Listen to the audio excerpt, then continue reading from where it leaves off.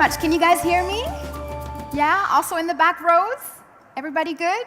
Great, sounds perfect. So yes, welcome again from my side to this presentation. I'm going to talk to you today about the golden circle. Who of you has heard about the golden circle before? Please raise your hands. Oh, very few, just one person. Great, so this is new stuff for you. Perfect. So before we get started, I just want to give you a quick overview of what you can expect to hear from me within the next 30 minutes. First of all, I'm going to talk to you about the value proposition, a very essential part of the business plan and also business model canvas. Then we're going to talk about the golden circle, which has 3 parts, the why, the how, and the what. And we're going to watch a short sequence from a TED Talk by Simon Sinek. And then I brought to you one example that I would like to present to you, also with a short film in which Professor David Kelly is going to share his why with you. Now, since we only have half an hour, I would like you to please hold off with your questions until the end of the presentation, and then I'm going to stay around here so you can feel free to approach me later. And now, let's get started.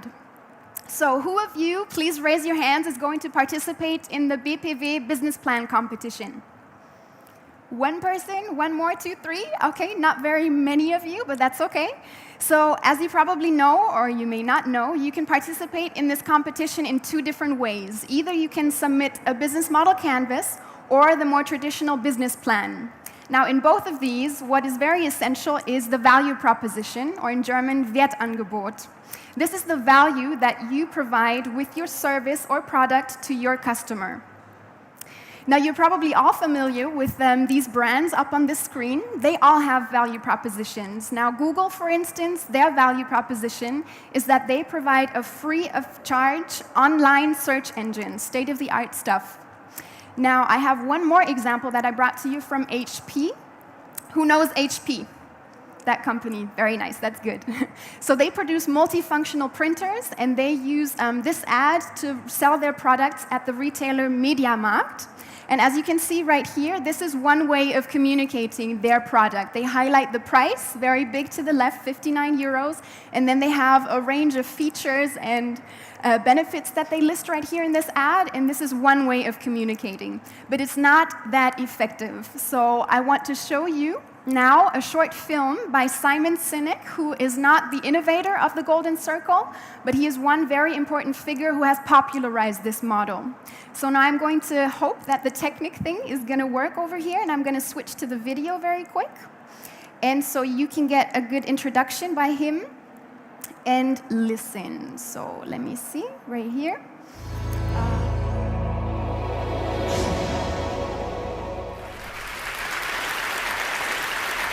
I call it the golden circle.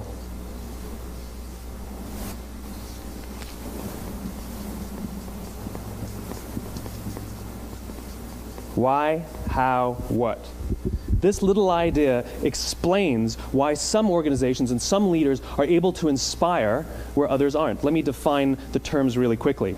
Every single person, every single organization on the planet knows what they do, 100%. Some know how they do it, whether you call it your differentiating value proposition or your proprietary process or your USP. But very, very few people or organizations know why they do what they do. And by why, I don't mean to make a profit. That's a result. It's always a result. By why, I mean what's your purpose? What's your cause? What's your belief? Why does your organization exist? Why do you get out of bed in the morning? And why should anyone care? Well, as a result, the way we think, the way we act, the way we communicate is from the outside in. It's obvious. We go from the clearest thing to the fuzziest thing. But the inspired leaders and the inspired organizations, regardless of their size, regardless of their industry, all think, act, and communicate from the inside out. Let me give you an example. I use Apple because they're easy to understand and everybody gets it. If Apple were like everyone else, a marketing message from them might sound like this. We make great computers. They're beautifully designed, simple to use, and user-friendly. Want to buy one? Meh. And that's how most of us communicate. That's how most marketing is done, that's how most sales is done, and that's how most of us communicate interpersonally. We say what we do, we say how we're different or how we're better, and we expect some sort of behavior, a purchase, a vote, something like that. Here's our new law firm. We have the best lawyers with the biggest clients. We have, we always perform for our clients, do business with us. Here's our new car. It gets great gas mileage. It has, leather seats. Buy our car. But it's uninspiring. Here's how Apple actually communicates. Everything we do, we believe in challenging the status quo.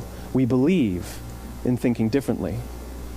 The way we challenge the status quo is by making our products beautifully designed, simple to use, and user-friendly. We just happen to make great computers. Want to buy one? Totally different, right? You ready to buy a computer from me? All I did was reverse the order of the information. What it proves to us is that people don't buy what you do, people buy why you do it. People don't buy what you do, they buy why you do it. This explains why every single person in this room is perfectly comfortable buying a computer from Apple. But we're also perfectly comfortable buying an MP3 player from Apple, or a phone from Apple, or a DVR from Apple. But as I said before, Apple's just a computer company. There's nothing that distinguishes them structurally from any of their competitors. Their competitors are all equally qualified to make all of these products. In fact, they tried. A few years ago, Gateway came out with flat-screen TVs. They're eminently qualified to make flat-screen TVs. They've been making flat-screen monitors for years. Nobody bought one. And Dell came out with MP3 players and PDAs. And they make great quality products, and they can make perfectly well-designed products, and nobody bought one. In fact, talking about it now, we can't even imagine buying an MP3 player from Dell. Why would you buy an MP3 player from a computer company? But we do it every day. People don't buy what you do, they buy why you do it. When we communicate from the outside in, yes, people can understand vast amounts of complicated information like features and benefits and facts and figures. It just doesn't drive behavior. When we communicate from the inside out, we're talking directly to the part of the brain that controls behavior, and then we allow people to rationalize it with the tangible things we say and do. This is where gut decisions come from. Sometimes you can give somebody all the facts and your figures, and they say, I know what all the facts and details say, but it just doesn't feel right. Why would we use that verb? It doesn't feel right, because the part of the brain that controls decision-making doesn't control language. And the best we can muster up is, I don't know, it just doesn't feel right. Or sometimes you say you're leading with your heart, or you're leading with your soul. Well, I hate to break it to you, those aren't other body parts controlling your behavior. It's all happening here in your limbic brain, the part of the brain that controls decision-making and not language. But if you don't know why you do what you do, and people respond to why you do what you do, then how will you ever get people to vote for you or buy something from you, or more importantly, be loyal? So great video. So as you saw in the film, Simon explained, this is a very simple model that's built up or made up of 3 circles. The outer circle, the what level, the middle circle, the how level, and then the inner circle, the most important piece actually, the why level. So as he said, every organization on our planet knows what they do. At least they should know. So for products or services, that's the outer circle right there. Now this could be an example, for instance, like a juice company, or it can be a consultancy service, or something like mobility. Quite easy to understand. Some organizations also know how they do what they do. So this can be the factor that distinguishes them or sets them apart from their competitors. It can be their USP, their unique selling proposition. So for instance, for a juice company, this could be that they only use oranges exported or imported from California, or they have some certain technique of squeezing these oranges and making some really special juice. Now, as Simon also said, very few organizations actually know why they do what they do. And why is not about making money, that's just a byproduct and a result. The why is more, what do you believe in? What is your cause? What is your purpose? Why do you get up out of bed in the morning at 8 a.m. or go somewhere? What's your drive? What do you believe in? So that's the fuzzy thing, as he said, and it's quite difficult to actually get there, but it's really, really important, because as he said, you shouldn't communicate from the outside in, but from the inside out, because what people respond to is actually your why message. People buy why you do something and not what you do. So this, as you heard in the video, he's sort of correlating the whole golden circle model to the human brain. And the middle part, the limbic brain, actually is what drives decision-making from your customers and their behaviors. So that's why you should focus on that why part to directly drive behavior. So when you have your personal why message, that's really strong. That's a belief. You can share with other people, with your customers, what you believe in. And then that's what people are going to respond to. So in the video that you saw, he used Apple as a really great example. So they said that it's challenging the status quo that matters to them, and they believe in that. So this is more like rational, I would say, but your why can be very, very personal. So that's why I brought you one other example from Professor David Kelly, who teaches design thinking at the Stanford University. Have you guys heard of design thinking before? Please raise your hands. Who has heard of design thinking? Ooh, that's quite a few. That's great. Okay, so for those of you who aren't familiar with that, design thinking is a process that designers use in order to come up with their own ideas. It's a quite creative process, and Professor David Kelly uses this to teach to his business students, for instance, to think about their business models or business ideas in a more creative way, and he encourages them to go through the same process that designers go through.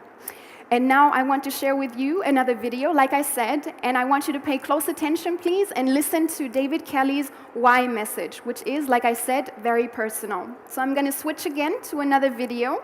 Bear with me. And it's quite a long video of 18 minutes. We don't have that much time, so I'm going to fast forward, and it's going to take you directly to the part where he talks about his why. So let's see if this starts right away. Yes, sound, please. From it. Doug's story takes place in a hospital. I know a thing or two about hospitals. A few years ago, I felt a lump on the side of my neck. And it was my turn in the MRI machine. It was cancer. It was the bad kind. I was told I had like a 40% chance of survival. So while you're sitting around like with the other patients in your pajamas and everybody's pale and thin, you know, and you're waiting for your turn to get the gamma rays, you think of a lot of things. Mostly you think about, am I going to survive? And I thought a lot about, what was my daughter's life going to be like without me? But think about other things. I thought a lot about, what was I put on earth to do? You know, what was my calling? What should I do? Right? And I was lucky because I had lots of options. We'd been working in health and wellness and K through 12 and the developing world, and so there were lots of projects that I could work on. But I decided, and I committed to at this point, that the thing I most wanted to do was to help as many people as possible regain the creative confidence they lost along their way. And if I was going to survive, that's what I wanted to do. I survived, just so you know.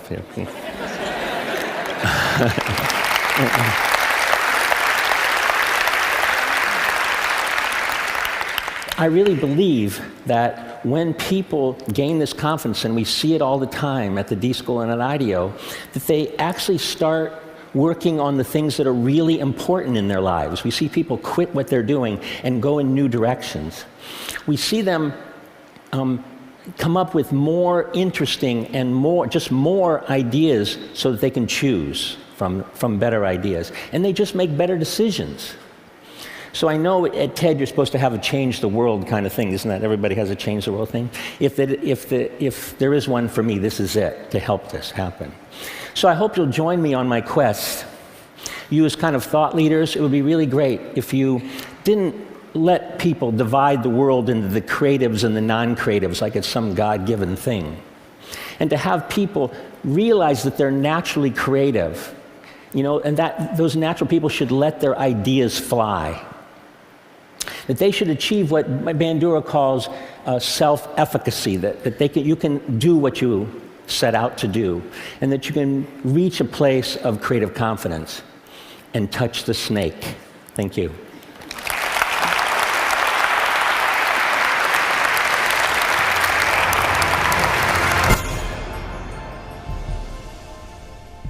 Okay, here we go. So yes, as you saw, so now we're going to sort of look at the golden circle model using Professor David Kelly's example. Now, who of you can tell me what Professor David Kelly's why is? Did you get the why message that he's communicating? None of you? All too shy? I have a microphone here. I'm going to come up to you. Nobody? Okay, I'm going to help you out here. So his personal why is that he wants to help people regain their creative confidence. And the way how he does that is by using that design thinking tool that I explained to you initially before we just watched this film.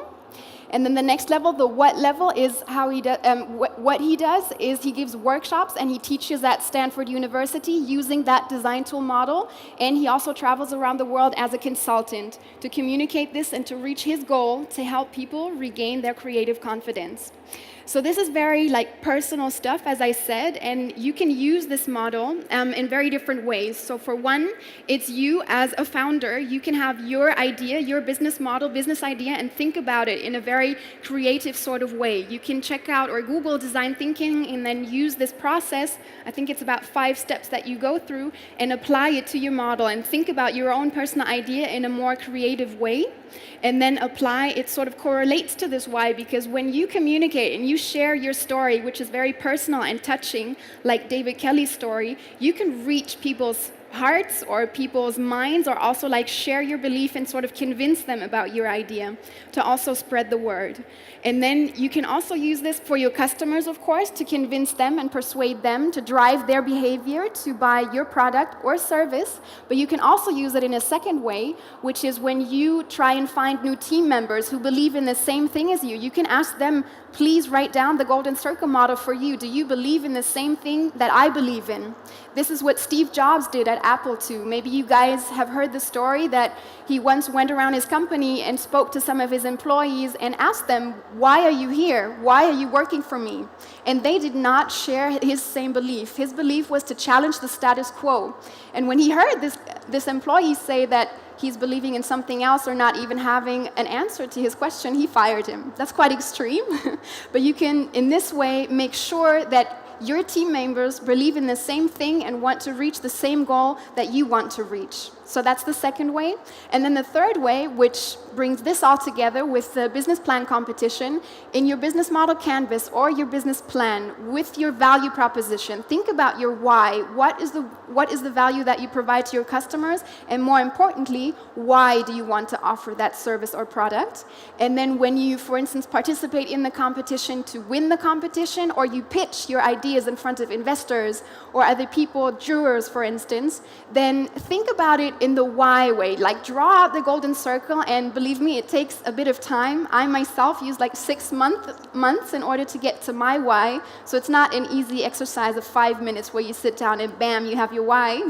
You have to really think about it and really go inside. It could be very personal, it doesn't have to be, but you can really, as I said, drive people's decisions and have the jurors or investors give you money to realize your business when you apply exactly this model. Another example that I want to share with you is that in politics, for instance, you probably all heard of Martin Luther King, right? So in the civil rights movement, there were, I think, 100,000 Americans, and without the internet, without any way of hearing about him, traveling across the country to come and listen to him speak.